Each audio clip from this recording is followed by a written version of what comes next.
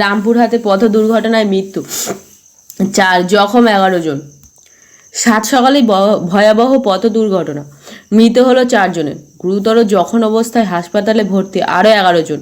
আজ মঙ্গলবার সকালে দুর্ঘটনাটি ঘটেছে রানীগঞ্জ মোড় গ্রামে, 14 নম্বর জাতীয় সড়কে, বীরভূমের রামপুরহাটের মুনসুবা মোড়ের কাছে। জানা গিয়েছে জখম প্রত্যেকেই বাড়ি রামপুরহাটের চিতুরি গ্রামে।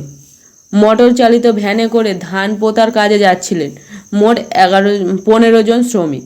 আচমকাই এই মোটর চালিত ভ্যানের পেছনে ধাক্কা মারে একটি পিক আপ ভ্যান, ফলে উল্টে যায় ভ্যানটি। রাস্তায় ছিটকে পড়ে শ্রমিকরা। দুর্ঘটনাতে দেখে স্থায়ীরা ছুটে আসেন। দুর্ঘটনা স্থলেই মৃত হয় 3 জনের। গুরুতর জখম অবস্থায় একজনকে হাসপাতালে নিয়ে গেলে চিকিৎসকরা তাকে মৃত বলে ঘোষণা করেন। মৃতরা প্রত্যেকেই মহিলা বলে জানা গিয়েছে। অন্যদিকে গুরুতর জখম অবস্থায় 11 জনকে রামপুরহাট মেডিকেল কলেজে ভর্তি করা হয়েছে, যাদের মধ্যে আরও 5 জনের অবস্থা অত্যন্ত আশঙ্কাজনক।